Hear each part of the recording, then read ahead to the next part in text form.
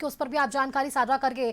बिहार में 3 नए गंगा पथ का सर्वे जल्द शुरू होने जा रहा है। मनेर से बक्सर तक के लिए विश्वामित्र पथ बनेगा। विश्वामित्र पथ की लंबाई 90 किलोमीटर होने वाली है। बीदुपुर दिघवारा गंगा अंबिका पथ पर भी ये बनेगा। सारण से गोपालगंज तक भी नारायणी पथ बनेगा। तीनों परियोजनाओं के लिए एजेंसी का चयन अंतिम चरण पर है और सर्वे में अलाइनमेंट और ट्रैफिक का आकलन भी हो जाएगा। टोल और परियोजना लागत का भी अध्ययन होगा। कई जिलों की सड़क कनेक्टिविटी इससे बेहतर होगी। तो संजय जी, इससे पहले आपसे जब बातचीत हो रही थी तो सड़क की स्थिति को लेकर भी हमने लगातार बातचीत की और अब देखिए एक नया सर्वे जल्द शुरू होने की बात कही जा रही है, जिसमें 3 नए गंगा पथ का सर्वे होगा और ये तमाम सड़कें आपस में जुड़कर कई जिलों के लिए यहाँ पर जो सड़क की यात्रा है उसे सुगम बनाने की कोशिश जरूर सफल होगी। सुष्मिता, और चर्चा हो ही रही थी कि बिहार में निवेश को आकर्षित करने के लिए या यूं भी पहले की सड़कों में और अब की सड़कों में जमीन आसमान का अंतर, भला इससे कौन इनकार कर सकता है। और अब बिहार में सड़क संपर्क और पर्यटन को बढ़ावा देने के मकसद से राज्य सरकार 3 नए गंगा पथ परियोजनाओं पर काम शुरू करने जा रही है। इन महत्वाकांक्षी परियोजनाओं के लिए जल्दी विस्तृत सर्वे कराए जाने की योजना है। सर्वे के बाद सड़क की रूपरेखा, लागत, ट्रैफिक और अन्य तकनीकी पहलुओं का आकलन कर निर्माण की प्रक्रिया आगे बढ़ाई जाएगी।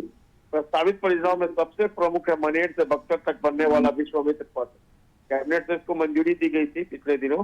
करीब 90 किलोमीटर लंबे से पटना, भोजपुर और बक्सर के बीच सड़क संपर्क बेहतर होगा। इसके अलावा बिदुपुर, दिघवारा, गंगा अंबिका पथ तथा सारण से गोपालगंज तक प्रस्तावित नारायणी पथ का भी निर्माण किया जाना है। इन सड़कों के बनने से गंगा और गंडक नदी के किनारे बसे क्षेत्रों को बेहतर कनेक्टिविटी मिल सकेगी। सड़क निर्माण विभाग की माने तो 3 परियोजनाओं के लिए सर्वे एजेंसी के चयन की प्रक्रिया अंतिम चरण में है।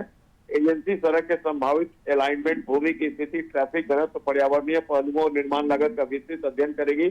सर्वे रिपोर्ट के आधार पर विस्तृत परियोजना प्रतिवेदन तैयार किया जाएगा। दरअसल सरकार का मानना है सुष्मिता, इन परियोजनाओं के पूरा होने से लोगों की यात्रा आसान होगी, माल परिवहन को गति मिलेगी और धार्मिक और पर्यटन स्थलों तक पहुंचने में बेहतर सुविधा मिल सकेगी।